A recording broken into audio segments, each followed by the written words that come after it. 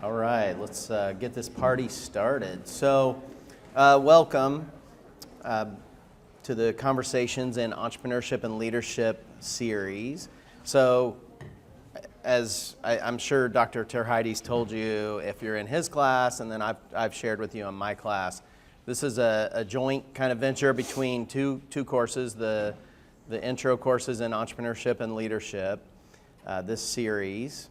And so every one of our guests will be here, except for I think there might be one exception in Dr. Terheides' class. So just a reminder before we jump in here, attendance will be taken through, if you're in my class, through your Key Insights and Golden Nugget index card, and you'll turn in at the end. And for Dr. Terheides' class, you're in your groups. I don't know what that means, but you do, and one person's in charge of that list and that sheet of paper. I'm getting the high sign, so I think we're good there. I didn't mess that up. Okay, my name's Dr. Rob, if you don't know me, if you're in the other class. And also want to thank Steve Fulton. He was able to get through to Aaron's agent to get Aaron here. I'm just kidding, really. I don't think he has an agent, but no, he's a very approachable guy. So let's get started. You ready? Let's do it. Ready to do this? Let's do it. All right. So maybe just start off with sharing your story, how you got started, what inspired you to start your business. So I was actually going to have Rob change the question because I did not start the company. But then I thought it'd be good for background because I believe there's two different types of people. And Rob and Fulton know me pretty well. This will be a very candid conversation, so I'll just say things how it is. I could not be a true entrepreneur from the start when I got into this position. I didn't have the guts to do it. I think it requires a whole level of guts and a whole level of risk that I did not have at the time. So the company was originally started in 1997 by a gentleman named Paul Lushin, hence the last name Lushin, or a company named Lushin. I took over... I don't know, 2011, partially, and then fully in 2013. We were a very small company at the time. There were only 4 of us. I would never expected myself to be in that spot. I believe some of the best leaders in this world are ones that did not want to be leaders, but people naturally gravitate to them, and then you're kind of forced into the role, for a lack of better words. I'm not going to say I was forced into the role. But I gladly accepted it, and here we are, 2000, whatever year it is, frickin' 2026. All right. You're going to love this guy, by the way. So tell us a little bit what your company does. Yeah, so we are in the sales and leadership coaching business. So we help companies, probably about 30% of our book of business are entrepreneurs. So we'll call them entrepreneurs with less than 3 or 4 sellers. A majority of our business are mid-market companies, $20 to $300 million, a VP of sales, a layer of sales leadership, somewhere between 20 to 50 sales reps, and then the remaining chunk of our business is lovely corporate America. All right. So challenges. I mean, we would never have any challenges, right? But what are some of the greatest challenges you faced? How did you deal with those? Is anybody in here, do they have a family-run business? Okay. Paul, you're going to kill me. Anytime a business has the same last name as the founder, there's an identity attached to it because it's their baby. Mm-hmm. It is absolutely their baby. I would not be here today, at least professionally, if it wasn't for my fearless leader at that time. Paul taught me everything. I was 26 when I started there. But that changing of the guard was difficult to say the least. We had some knockdown, drag out, FUs, things that probably shouldn't have been said to each other, conversations. And I really believe it's because both of us genuinely cared and looked for the best. That changing of the guard was the most difficult thing in the 13 years of me being at the helm. because he had his way and ways of doing things. He started a couple other businesses.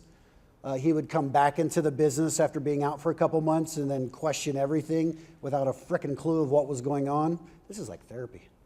And his heart was in the right spot because he still genuinely cared. That took years. That took years to get past. That was a challenge. We have a rule in our office: parents fight behind closed doors, not in front of their kids. So as a leadership team, it's okay for us to fight when the doors close, but we're in front of our kids. We play nice. So we've always held true to that rule. We're in a great spot now. We've been in a great spot for years. Company continues to grow every year. But from a big picture leadership perspective, if any of you are involved with anything from a family perspective, especially with the last names on the building, there's an identity attached to it, and they will fight for relevance until the day they get out. I've seen it in a lot of our clients. I don't blame them one bit. Paul will often ask me, like, what do you want your legacy to be? And I'm like, I don't give a shit. I'm done. At 54, I'm out. You can erase me from your memory. I'm not that attached to it. But I get the strife and the trials and tribulations, and it's real. Yeah. So we could see if the student center staff wants to bring in a couch. This for the chair works. For the therapy I feel like session? I gotta pay for this. Okay. All right. I was going to say, No. Tell me how that makes you feel, or, you know. All right. Just kidding. No, I'm okay going there. I'm in touch with my feelings. All right. My wife's got her master's in psychology. Oh, no. So you talked about different styles and how, it's okay. We all come at things from a different angle, right? Yep. And a different lens, different experience background, different talents and ways we approach things, way we think about things. So you took the ELI assessment, which I know they're doing obviously in my class. Your preferred style was a builder. And for those of you in Dr. Terheidi's class, just someone that's like really on top of the systems, the processes. That's the lens they tend to lead from the most. And then you were also, which makes perfect sense to me, just a really supported style of evangelist. So kind of a shout it from the rooftop, get on top of the table, and support the team. So. I guess first question is, how well do you think those describe you? It's spot on. Spot on. That's always good for the guy who created the tool. It is spot on. And then how does that translate to how you started in the business, how you lead, those kinds of things? Well, there's also a piece that you have in here, and I'll kill two birds at once. My partner in crime in the office is hardwired completely different than me. Okay. He is hardwired completely different than me. You want to talk about the yin to my yang. I am a people person and an executor. He is great at vision. He's great at finance. He's great at legal. I am not great at finance. I am a C- marketing student from this great college. I am not a finance guru. I am a people person who gets things done. We complement each other very well. We are literally the most opposite people ever. I couldn't do it without him, and I would hope he would say the same. That builder piece, there's three types of people in this world. There's people that are good at making things up, people who are good at making things real, and people who are good at making things reoccur. Most entrepreneurs, to the core, are phenomenal at making stuff up. They're decent at making things real, but they suck at making things reoccur because they get their juice off of coming up with new things. And that's what typically kills an entrepreneur, especially in the beginning, is as I call it, they turn into the great idea fairy. They have a bunch of great ideas and they get some things started, but then they see shiny object and another great idea pops up and nothing gets implemented. So part of this is the game of, yes, I can come up with things. Brian is much better. That is his strong suit compared to mine. I am much better at making things real, making them reoccur, and getting people to run through brick walls to get it done. That's a good description. I haven't heard it quite that way before, but I love it. Like, you're the business model person. You're the let's get revenue out of this. Let's make it happen. Let's make it happen. So pretty cool. Those are great examples, and there's a lot of lessons there for you all. In you don't have to be all things. No, and you can't. To all people, you can't do it anyway, right? But just be yourself and magnify that. Be as good as you can at being you, and then tag along with other people to let them shine at what they do best. And I think to that point, when any entrepreneur, when they're starting out, you go from doing a lot of things a little bit to, as the company grows, you should be doing a little bit of things a lot.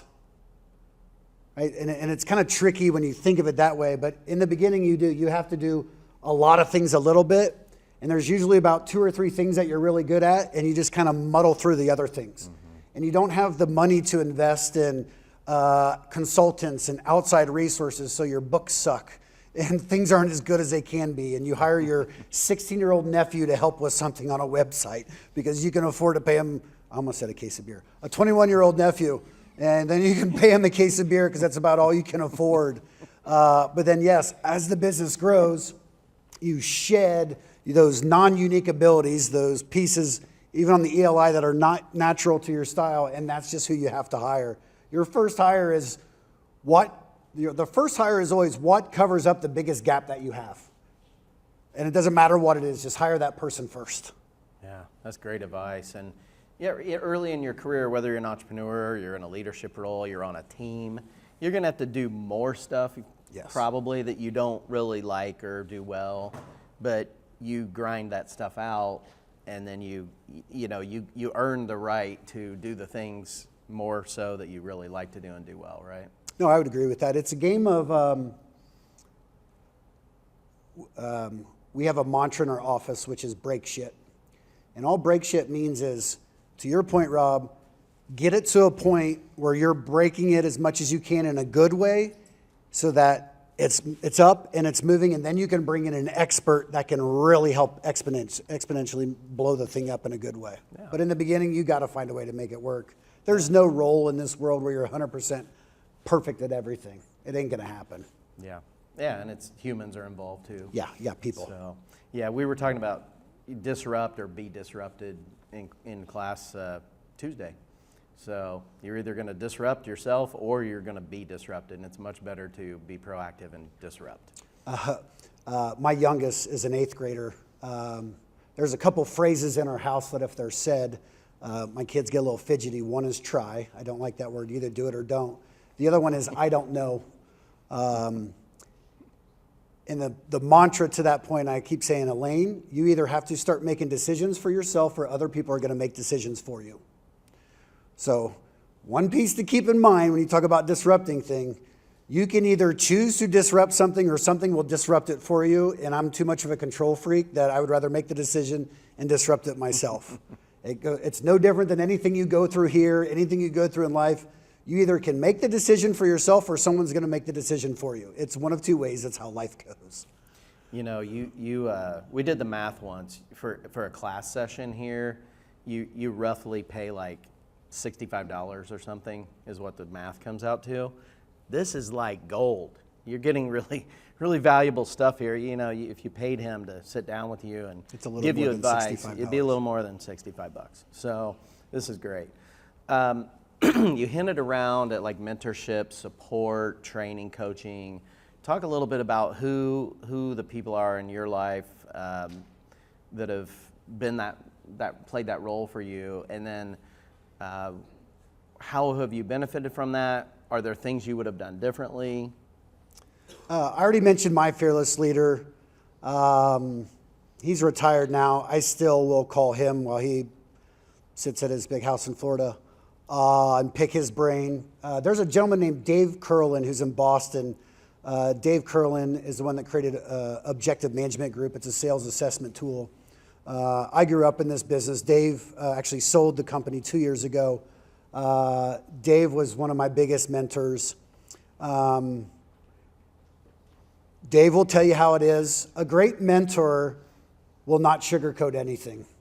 There are many times I will say complain, not vent, Venting is you say it once and get it off your chest. Complaining is when you keep bringing it up over and over.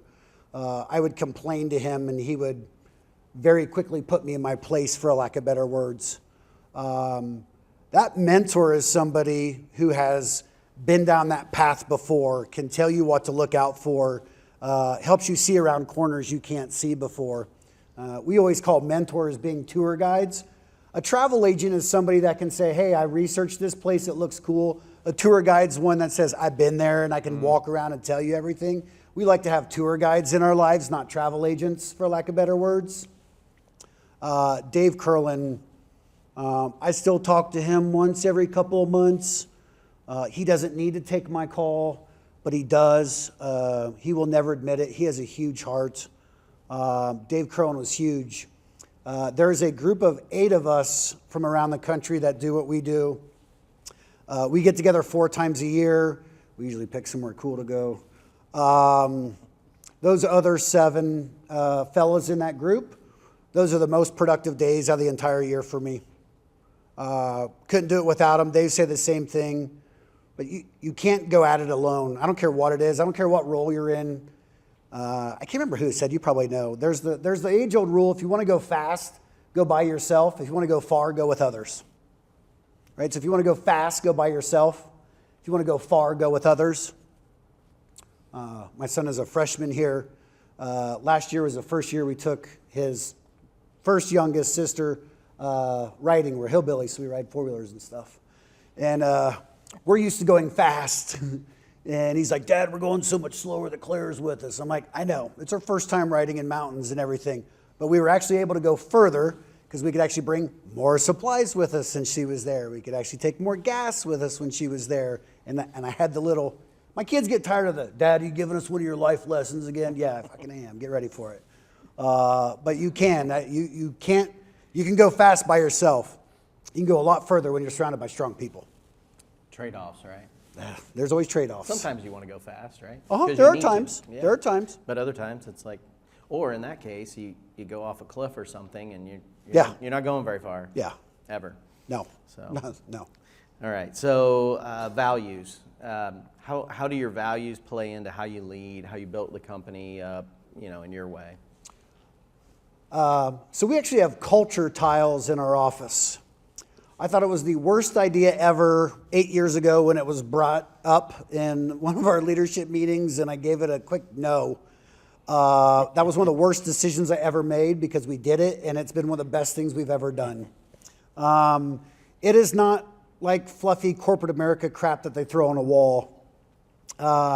We live and die by our culture values. We have a new hire in our St. Louis office. I was talking to her last night. And she was talking with one of the other sellers, and she did not challenge somebody in a call. And she goes, well, I just don't want to upset anybody. And I was like, first of all, you're not going to upset anybody. And I said, Joe, let's remember a culture wall tile that we have. And we have one of our tiles says, the more you risk, the more we have your back. Right? So the more you risk, the more we will have your back. That is a value that we have culturally within our office. You cannot hide in our office. We want you to fail and fail miserably, especially early on. The best way to expedite experience is to screw more stuff up quicker.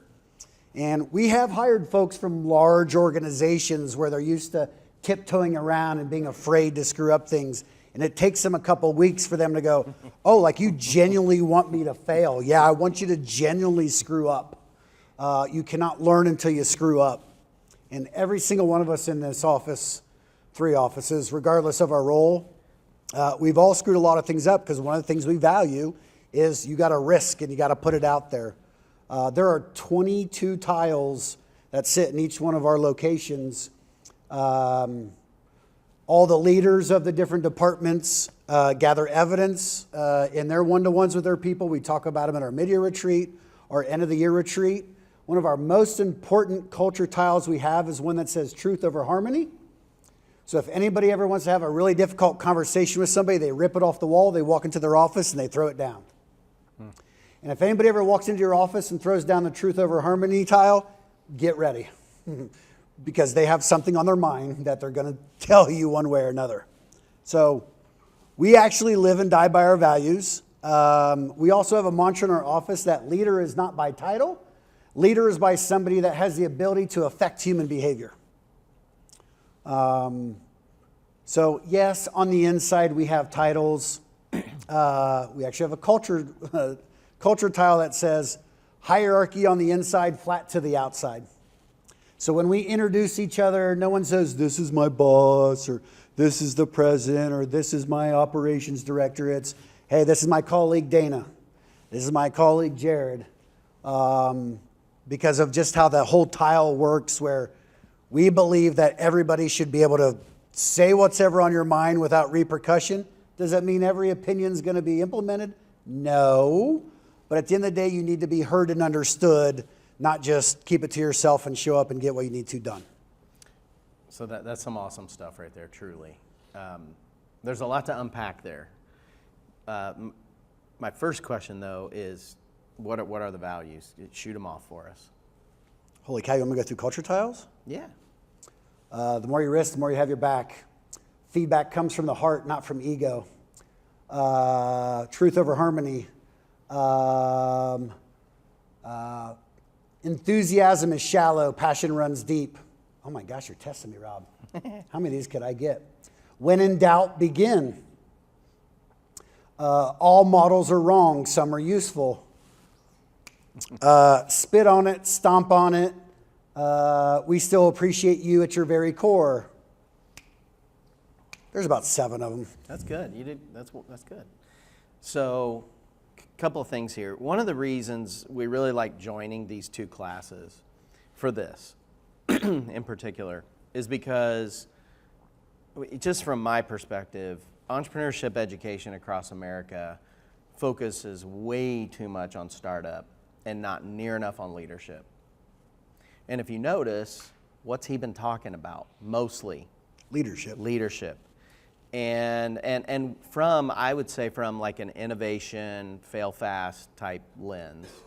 And so if you're in the leadership class, like what you just heard was a bunch of employee engagement stuff, really, and ownership, people taking ownership, and feeling security. And that's really cool that you know, 2 or 3 weeks in and they're going, oh, you really do mean this stuff. That's awesome. Awesome. So this one might land flat based on your comment about that you really didn't care about legacy, but let's give it a shot anyway. So purpose, like what do you want your legacy to be? How do you want that to live out? What's most important to you? So purpose, we are a highly driven, purpose-based company. So one of our biggest mantras from a purpose perspective is mission over commission. I've been blessed to come back here several times over the last 10 or 15 years, and I'll have great students ask questions like, hey, Aaron, where can you make the most money at? And I'm like, that's good. But if you make it mission over commission, you'll never be poor. I don't care what role it is, you will have wealth, and it may not be extreme dollar wealth, for lack of better words. But from a purpose perspective, like our mission statement is literally, how can we help people be the best versions of themselves? Yes, we are in a sales coaching, a sales leadership, executive coaching business. There is nothing more gratifying when somebody says, you know what? I really struggled with my relationship with my 12-year-old stepdaughter. I actually now understand her because I better understand people. Or my family dynamics is different. Or I got text messages over Christmas break. We have all of our clients do dream boards, as silly as it sounds. Yes, we ask grown-ass men and women to cut out pictures and paste them on poster boards of what they are wanting to personally accomplish. There's a gentleman named, Greg Vuteris. I love you, Peaches. You know why I call him Peaches? Because he hates when I call him Peaches, and I'm like a 12-year-old, so I keep calling him Peaches. About 7 years ago, here's a gentleman who makes a couple $100,000 a year, very successful in his role. We're on Zoom, and he says to me, Aaron, I don't need to be putting pictures on a piece of paper. I ain't got time for this. And the CEO jumped in and said, we pay Aaron a lot of money, just do what he says. Greg did. Greg was in his mid-60s at the time. Fast forward about 5 years, Greg shows up, because we do goal boards every December. Greg shows up with his goal board finished already, gets a little teary-eyed, literally says, if it wasn't for this stupid poster for the last 5 years, my wife and I would not have had some of the experiences that we've had. There's a little bit of a sad ending to this story. 4 days later, he died of a heart attack sitting in his recliner. My phone was blowing up and it broke my heart. And at the same time, Michael, the CEO of said company, said, Aaron, I thank my lucky stars that he did that stupid goal board, because his last 5 years of his life, he experienced more things than he ever has before versus just working his ass off all the time. Yeah. So when we talk about purpose, we are not fans of how do you work longer and more hours. We are big fans of quality of life. But you have to be effective first before you can be efficient. So in the beginning, yes, you may not have the best quality of life because you have to figure out how to get effective. Once you get effective, then you can become efficient. Yeah. So a couple of things related to that purpose and the exercise you guys do. In my class, you're going to do a purpose, passion, mission exercise for a whole week in, I think, early April. So I think it's a really powerful exercise. And you don't get to stop and do that very often. Nope. So really, if any of you in Dr. Tara Heidi's class want that, I'm happy to share it with him and he can share it with you. So, because you could walk through it yourself too. Expert facilitation is of course better, but you can do it yourself too. So what's interesting though about generationally speaking, Aaron, is we've never had a generation in the history of this country more prepared and more into living on purpose. I mean, if you look at the research, it's true, than this generation, you. But they still ask the question, how can I make a lot of money? So there's this tug of war going on. And so it's good for them to hear what you're saying. It really is. You also mentioned like quality of life, and I have a prediction on your response to this, so I want to see if I'm right. This is not scripted. So let's talk about work-life integration. And what are your thoughts on that topic? Do you do it? What's that look like for you and your company? Colin Pollard, are you in here? Colin, did you show up? I didn't know if Colin's here. Okay.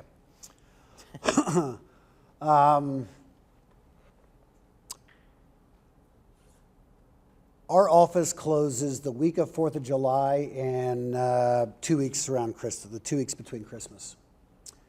Every year I send a message right before a break saying, do not touch your laptop.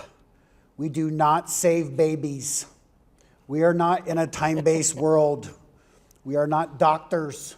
No one's going to die on us. The worst thing that happens is they don't sell anything, and they'll figure out how to sell something else. No matter how much we say that, people still send stuff and do stuff. I personally do not. I did in the beginning.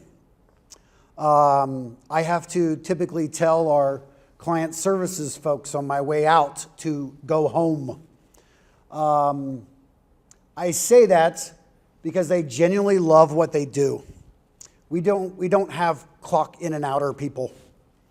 We're not a large company. We're only 24 people. We play very hard when we're off, as corny as it sounds, but when people are on, we are on.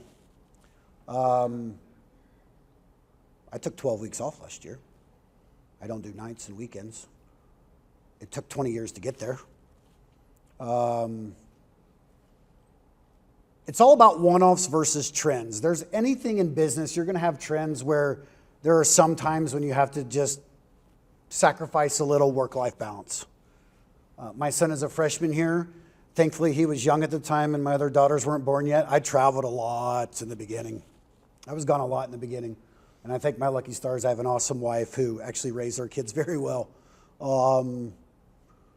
I don't regret it. There are things that I missed. I'm a believer in do the hard stuff early, do the painful stuff early to reap the long-term reward versus kind of the whole time. So I made the conscious choice. It was a discussion between me and my wife to say, these first couple years are going to be grueling, but we got to look long-term. So hang in there, and if you're okay with that, then this is what we're going to do. Yeah, it seems like you guys have a healthy approach to it. Expectations. Yeah, and I would say we came full circle from earlier in the conversation where you're saying, early career is different than mid to late career. I mean, you kind of earn the right to, if you've put the work in, to have more balance. Well, there was a technician at a client of mine, Carl, who the owner of that company has a nice big farm outside of Madison, Indiana. He flies his plane there and hunts for a couple months and rides around on tractors and burns stuff because he can do whatever he wants to now. And Carl made the comment a couple months ago to me, he goes, must be nice to be Dan, just flying your little plane back and forth and bring employees down to help out on your farm. It must be nice to be Dan. And I said, well, Carl, you too could go through 3 wives, file for bankruptcy twice, and then get the company finally to the level it is. So you too could do that if you want. You're seeing Dan at year 30. You did not see the first 15 years. So, you can go through a couple wives, work your ass off, not be there for your kids, file for bankruptcy twice. And then, you too could have a little plane and fly back to your farm. But nothing was handed to him. Nothing was handed to him. He's reaping the benefits now, but he paid the price for it. Yeah, I'd say. 5 to 10 years, where do you see yourself and your business? In 6 years, 2 months, and 2 days, I'm done. So, not that you're keeping track. Not that you're keeping track. So the day I turn 54, I'm setting a really funny out-of-office responder. And that's the truth. Everybody in our office knows we have a succession plan already started. We have a rolling 5-year plan. We have a rolling 5-year goals, rolling 5-year plan. We are not like some of the software people who are like, we're going to be $900 million in 3 days. That's not how we operate. We like controlled growth. We've grown every year for the last 15 years. We became an ESOP 3 years ago, so now we are a 100% employee-owned company. It is tough to find good people. We pay people well. We have very little turnover. That ESOP was to keep, especially our younger talent. That is difficult. Nayera, who was a Ball State grad in 2023, she is our marketing director, super sharp. To your point about that generation has a hard time wrapping their brain around, what's this ESOP thing? Well, you don't pay any money, and in about 10 years, you could have a couple $100,000. Just do really well. And people in the beginning will want the money, the dollars in the pocket, and it's a discipline factor. With my kids, I would do the same thing. They would ask me for $10, and I said, if you wait a week, I'll give you 20. Right? I just wanted to teach the discipline of you actually get more instead of having the impulse piece to go. So we have our company set up. My fearless partner, my business partner, he'll work till he's 95, so he's not going anywhere. We have 2 leaders who are already in a leadership role that will be up and coming. And then as long as they keep making good profit for 5 years after that so I can get paid off, I'm good. Nice. Quite a plan. So, and succession, obviously, so many people don't plan that out, which there's a huge price to pay for that. Yep. Huge, both from a leadership standpoint and an ownership transfer. And in your case with ESOP, it's probably, I'm guessing, a little easier. It's a little easier. There's a lot of legalities in the ESOP world that we had no clue of. But the people who do our valuation every year, they care so much about leadership team. So it still matters a lot because they're evaluating the company on strength of leadership, not just revenue and EBIT. They're looking at strength of leadership team, which is why we're starting the process now. So, any key message or anything you'd like to really share to this next generation of leaders? I said it earlier. Look at me. I'm not a preparer, but I respect you all so much. I put some things down. Oh, yeah. I put the phrase, if you're okay with the bad stuff, then chase the dream. People think leadership's sexy. People think entrepreneurship's sexy. But those are people that only see the sexy side of the things. I get freedom. Kinda. Get to be in charge. Get ready to make some unpopular decisions. Yeah.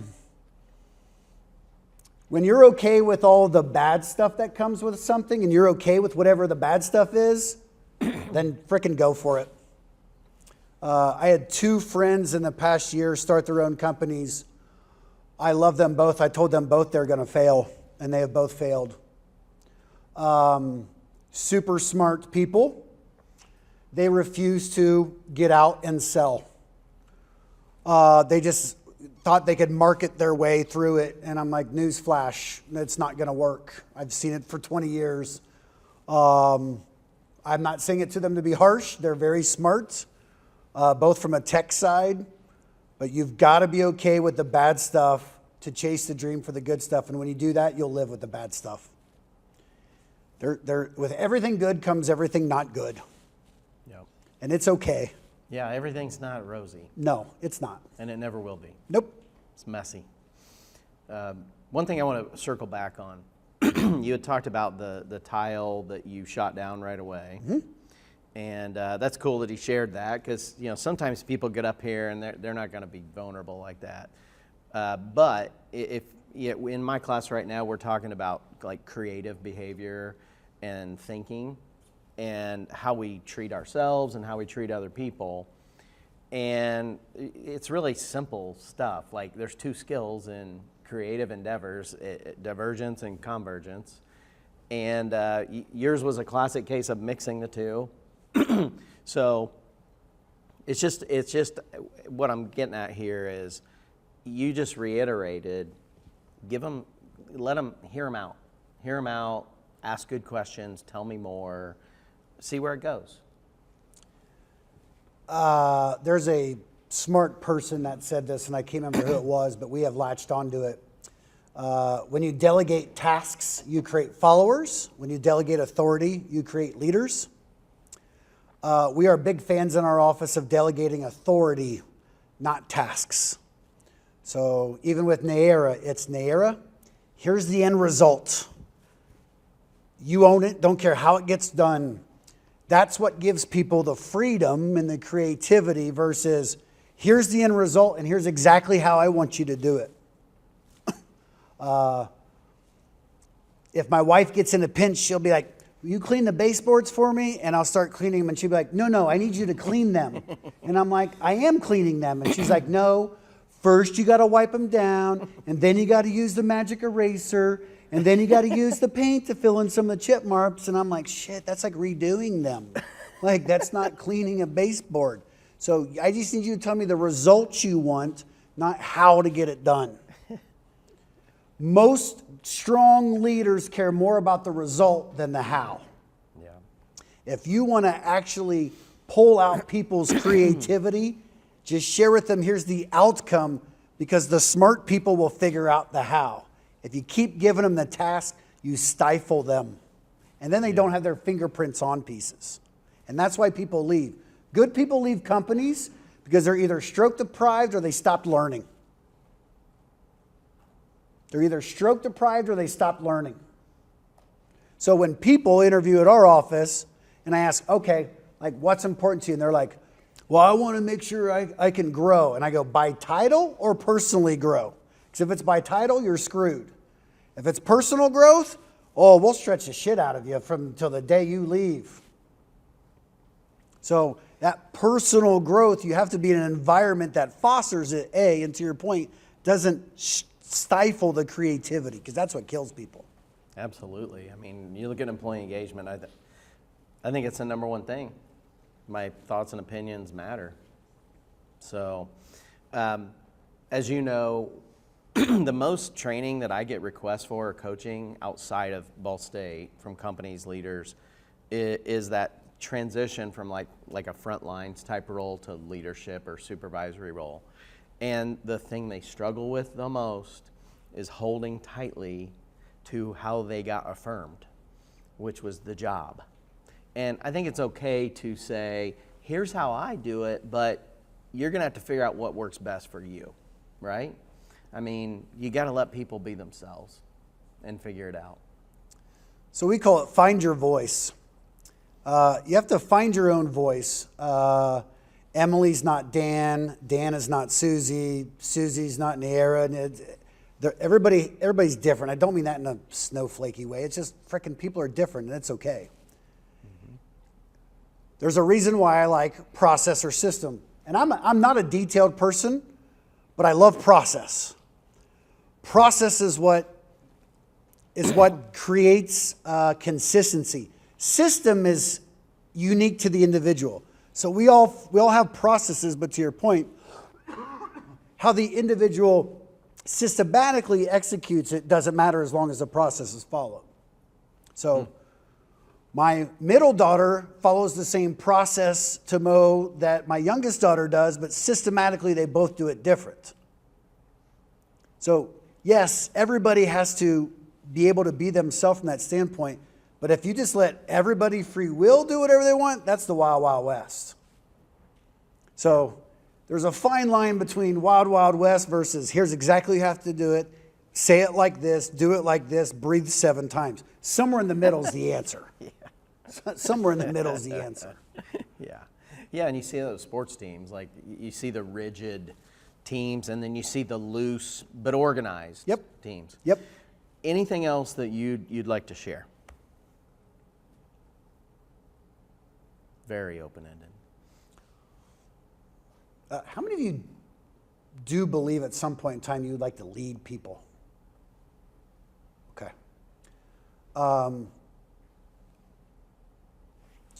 So when somebody wants to become a leader in our office, officially by title, because everybody's technically a leader, we make them, oh, that sounds bad. We ask them to go to everybody in the office and they have to ask this question to every single person. Would you follow me? Why or why not?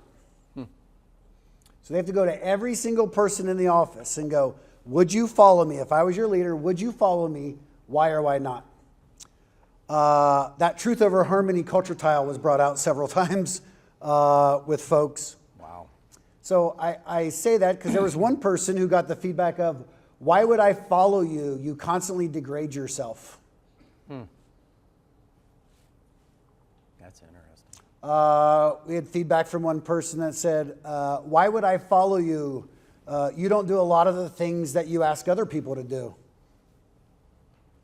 I say that because I am a believer that a great leader is one where people see in them what they want to see in themselves. I believe people will follow you to the end if they see in you what they want to see in themselves. Yeah. So my final thought would be for those of you who want to truly affect human behavior, and if you are looking for some of the highest paid roles, it's people who affect human behavior. Be really good at exuding the ability and having the skill sets and the mindset that people see in you of what they want to see in themselves. It's really good. It was truth over harmony. Truth over harmony. Okay, Candy, my partner in crime back there, she has harmony in her Clifton Strengths, and so she's probably cringing, but I'm like, absolutely. I don't really care that much about harmony personally. Let's get it out there so we can work on it. I want you to have an ear for this, because generationally this is an issue. Your generation has a lot of great attributes, if we lump you all together, which is silly anyway. But openness to giving and receiving feedback is not one of them, generally speaking. And that's not to say some of you don't, but you have to get comfortable with it. And you have to get comfortable with it fast, because if you care about somebody, you'll be honest with them. If you don't care, if you don't give people honest feedback, you're signaling that you don't care about them. It's not worth it. It's not worth the discomfort, right? It's not worth. So I had to piggyback on that, because it is an issue. And in our classroom, my class, my students will tell you, especially as we move on the semester, one of our mantras for the class is feedback is a gift. Oh, that's actually one of our culture tiles, verbatim. Verbatim, it literally is feedback is a gift. Holy shit, I'll take a picture and send it to you. For Awesome. real. So on that note, there are 3 reasons why people avoid having that tough conversation. They either don't respect themselves, they don't respect the other person. Now, I'll put this in a professional business context. They either don't respect themselves, they don't respect the other person, or they don't respect the company. So I say within our family, if we don't have conversations in our family that we need to have, it's either because you don't respect yourself, you don't respect your brother or sister, mom or dad, or you don't respect this family. Because you stand for what you tolerate. Yeah. And if you don't say a word, that basically means you stand for it. So feedback is a gift, but you also have to be able to receive it. Yep. Because more often than not, the feedback that hurts the worst is obviously the feedback that's true. Yeah. And that's why any of you in here, Emily in our office is phenomenal at uncovering if people have like wounds and drama. Why? Emily had a rough childhood. Emily, I can't believe I just said that. She experienced that, so she can spot that in people. For those of you in this room, you can spot the things in people that were your biggest wounds because you lived it. That's why it's some of the best feedback you'll get. Other people will do the same for you for the same reason. You have to be able to accept it. Yeah, that's great. Awesome. Okay, so here's the plan now. So we're going to do a selfie. And we're not like the target age group for this, but we're going to give it our best shot with you all in the background. And then we're going to do Q&A. So we'll get down there, and I'll run around with the mic, but give us a second for this selfie. By a second, it means 5 minutes. You go first. Oh, we're doing, both of us are doing it? Yeah, we'll go. Okay. I just learned about this 0.5 thing. Okay. 1, 2, 3. All right. I love it. Here, let me Oh, get you're one in? real quick. Okay, wait. Let me get ready. I'm going to go this way. Love All it. right. Okay. So, I'm jumping down. Let's go. Who has a question? Questions? Am I jumping down? Yeah, you don't have to jump. You can if you want. But I know I'm a little older than you, so you really should be able to. But anyway, who has a question? Yep. We want to hold this about here, okay, not down here, right? Can I just ask a question? Yeah, ask away.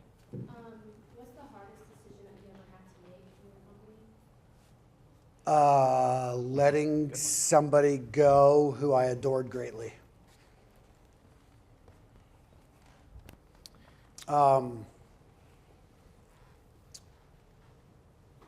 This sounds bad. After a while, you get used to it. The first time you let someone go, it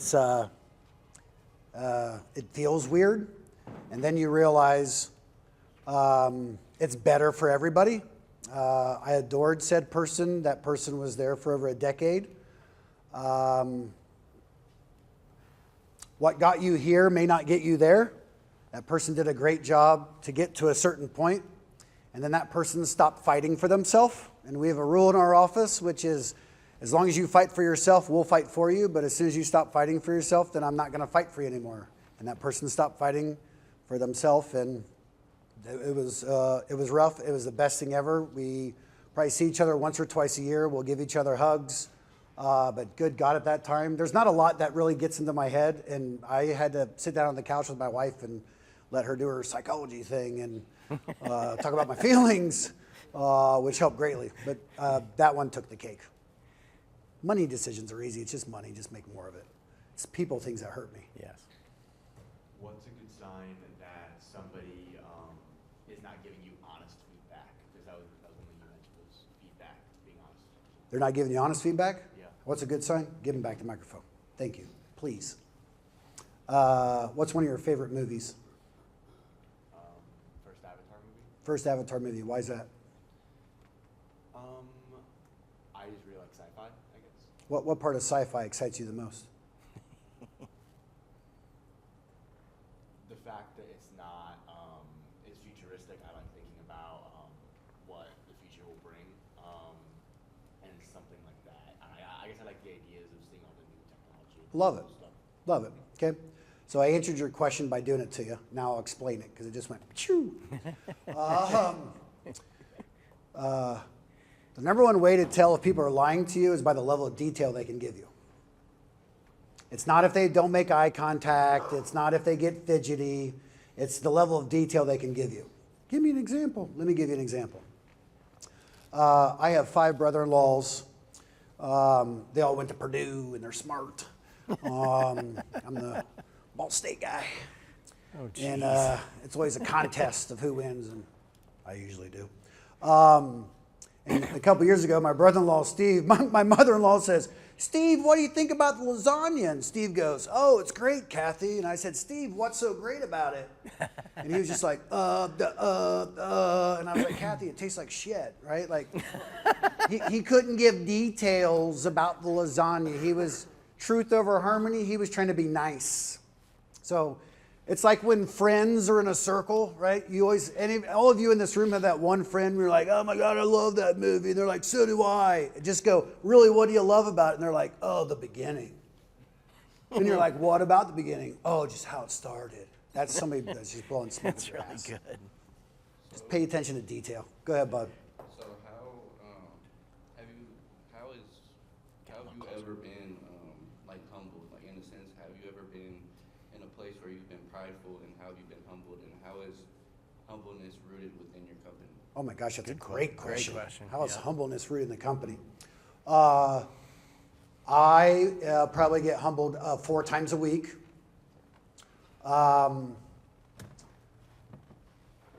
We work with a lot of high net worth CEOs, and it's humbling because most of those men and women are very good at what they do.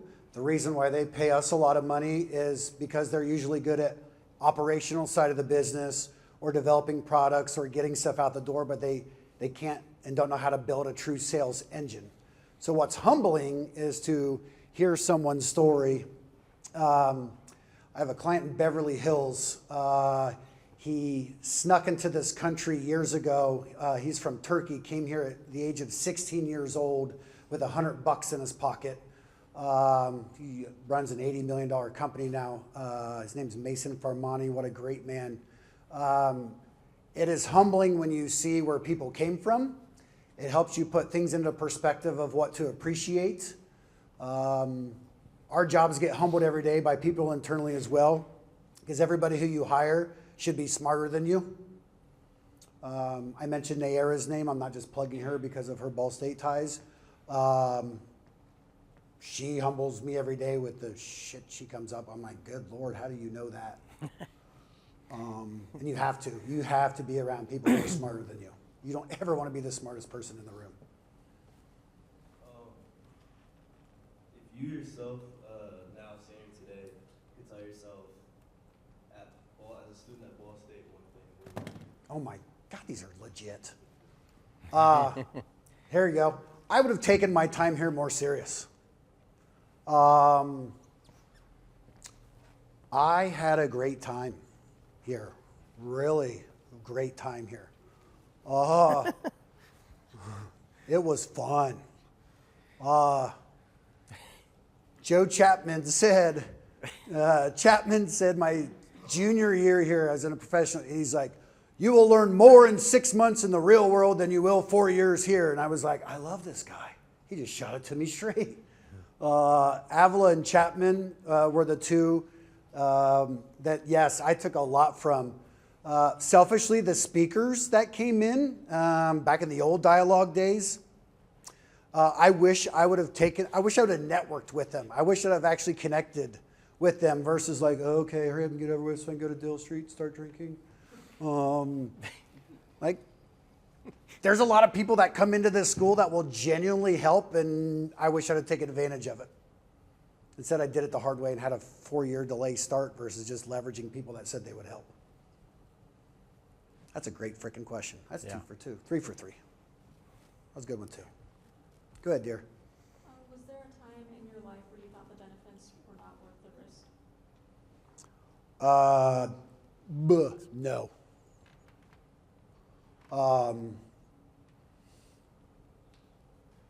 Sorry. Well, there had been plenty of times. Trade me. There probably was plenty of times, which is why then I didn't do something. Wow, I answered that quick. No. Yes. There have been some acquisitions in the past couple of years where the risk just wasn't worth it. We follow the golden rule: as long as you're okay with worst case scenario, then do it. If you're not okay with worst case scenario, then don't do it. So acquisitions from a business perspective is a big one, where it just risk isn't worth the reward.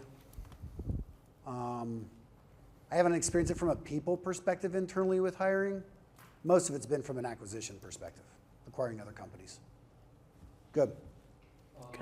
What's your advice for people who recently seem like they have like a really exact direction in life, or like don't really know what they really like want to pursue when they're young? Start somewhere. Doesn't matter what it is. Like, you don't know. So you're not going to know until you go, and then it's going to be like, that's not for me, and that's okay.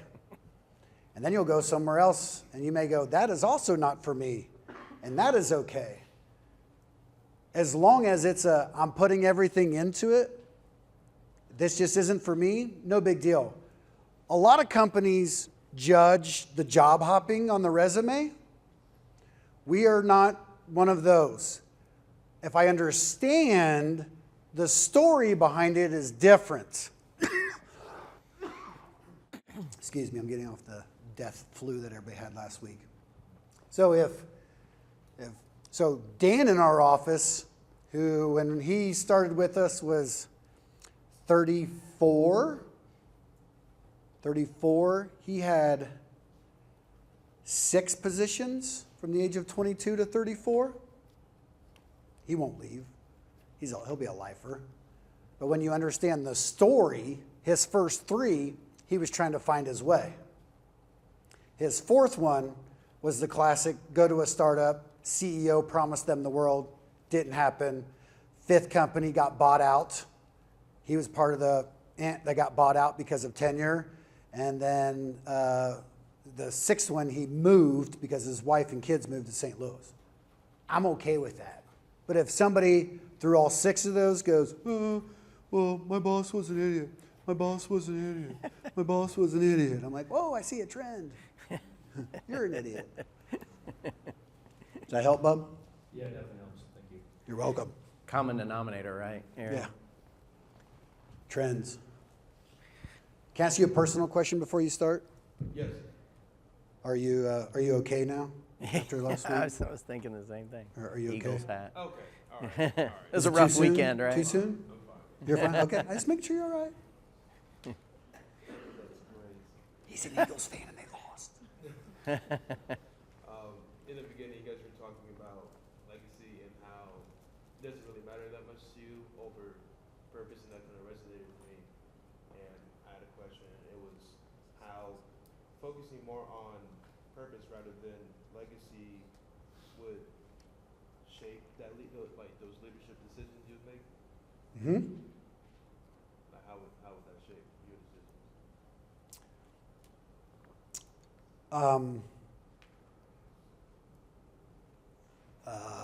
Boy, this is like therapy. My father passed away unexpectedly in 2018 with a heart attack, and he was 62 years old. So I knew I wanted to be finished professionally early, but not as early as I want. And then when that happened, I went, okay, what has to happen for this to happen faster? So purpose is nothing more to me as Without purpose, people will not risk, right? Without purpose, people will not risk. As long as you have whatever end game you're chasing, that will feed a sense of purpose to get there. So I would love for everybody in our office, regardless of their age, whatever their end goal is, to achieve whatever they want. Because if I know they're on the path to achieve whatever their end game is, they will be happy and they're not going anywhere. So yes, we all have individual goal boards even within our office. I know what everybody's end games are. Now, people who are younger in our office, when I'm asking about their end game, they don't have complete clarity yet. And at that age, I did not either, and that's okay. But at the end of the day, as long as everybody can strive to get what they want in the end, the path to get there becomes a little clearer and easier. I just want to help everybody get to that same path, because I know if I get there, I'm happy. If she gets there, she's happy. Right. Okay. Thank you. You're welcome. All right, I'm heading over here, but ladies, what questions do we have? We've heard from the guys a lot. We had one awesome one. That's what I'm talking about. I know, we had one. Two, we had two. You're smiling. Oh. Let's see. Easiest way here. There we go. I got you. Have you decided on the values of your company? Was it more of like a trial and error type of situation, or did you have ideas going in? How do you decide? So how do we decide on the values in our company? We paid a company out of Chicago $50,000 to interview everybody in our company. They literally interviewed everybody in our company. It was about a 4-month process. That's another reason why I quickly said no. Is like, seriously, we're going to pay somebody money to ask us questions of what we already think and know? But it was, again, one of the best things.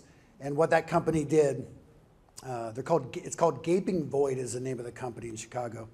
And what they did is they pull the themes out and what they do. So like when it's the more you risk, the more we have your back. Nobody said those actual words. What this company, they're designed to do is take the theme and message and then they label it. So those tiles came from interviewing everybody at the company at the time, and they listened for the themes and they put their own label to it, for a lack of better words. Slick as hell. That's how we came up with them. Now, 4 or 5 of those, we forced them to say something a certain way, because we, like the truth over harmony one is one from my fearless leader. So like, no, you're going to say truth over harmony. The other ones were a lot of their way to say it. There were a couple where like, no, we wanted to read just like this. Great question. Okay, I've got 2 questions, if you don't mind. Oh, wow. Overachiever. First one, Try hard. you spoke a little bit about purpose, and you said, just try, like start somewhere. Uh-huh. What would you just say to someone who has started many places, has tried many things, and maybe they either feel they don't have a purpose or their purpose is the payroll? What would you say to them? Would you Or say, their purpose is the what? The payroll, like the money. Would you say, like, if that's somebody's influence, it's just like, oh, well, at this point I can't find anything, so I'm able to do it for the money. Would you just tell them keep going, or would you have other words of wisdom for them? Oh, what's your first name, bud? Noah. Noah. Okay. Noah, there is, and I do not like absolutes, and here comes an absolute. There is not a single person in this world who is money motivated.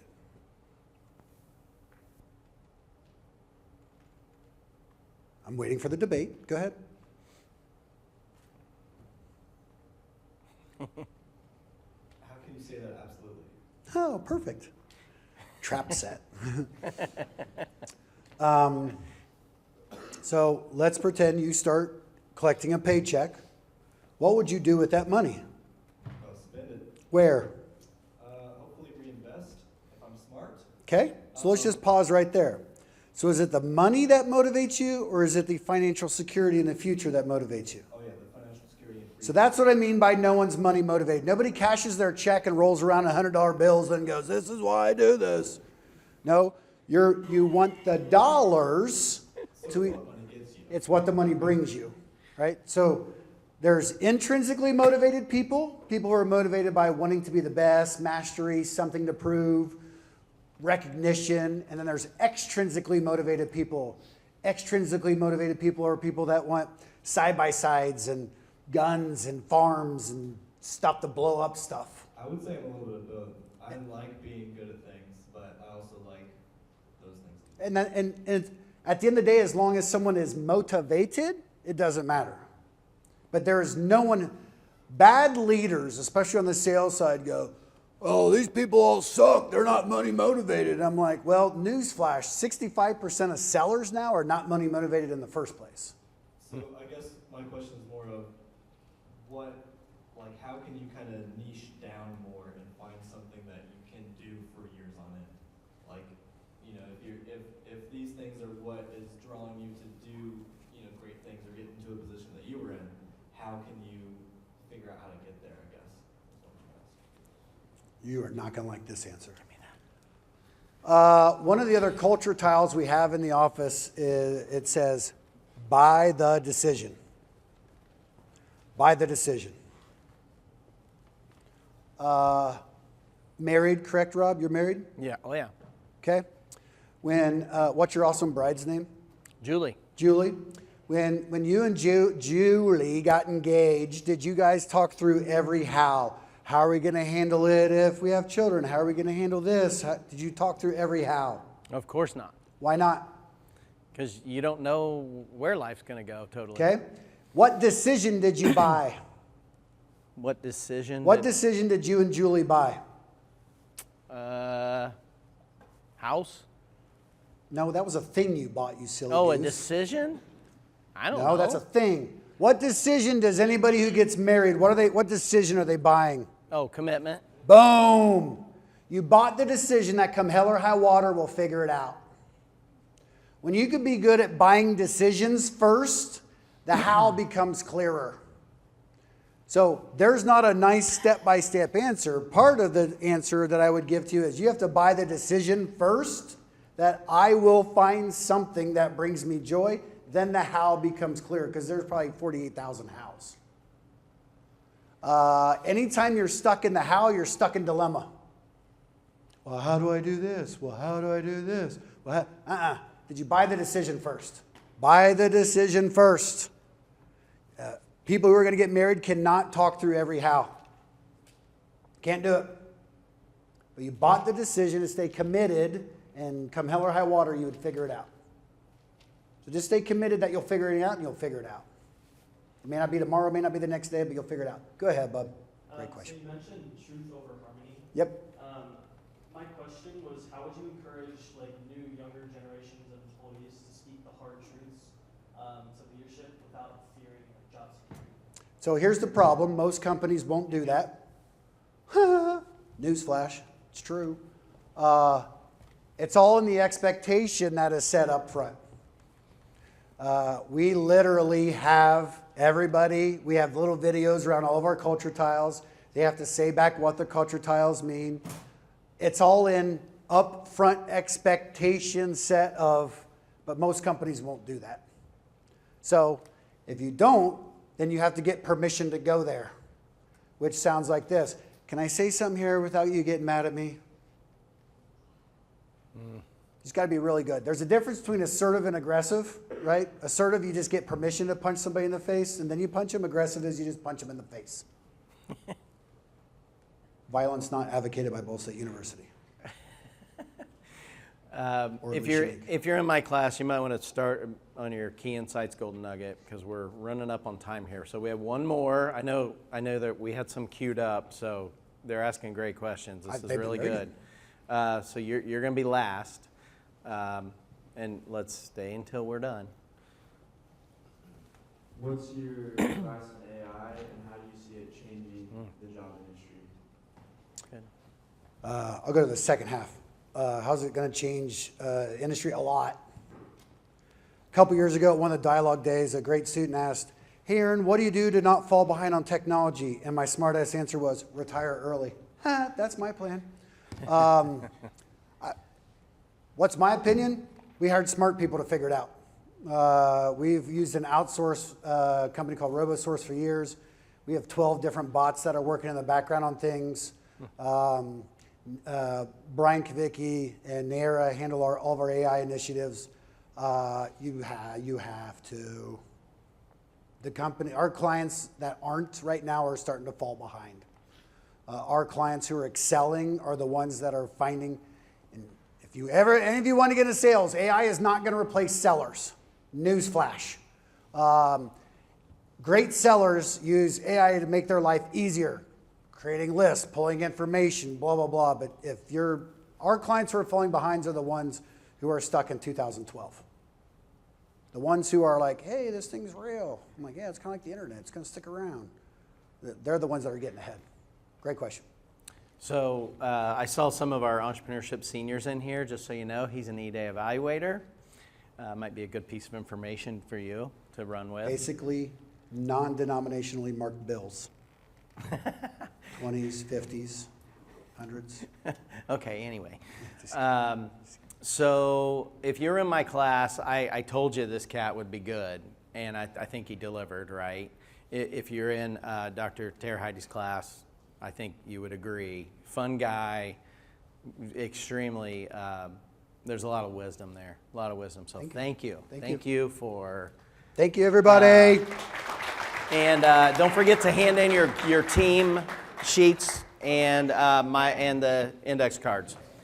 Have a good weekend. Thank you, Aaron. Thank you.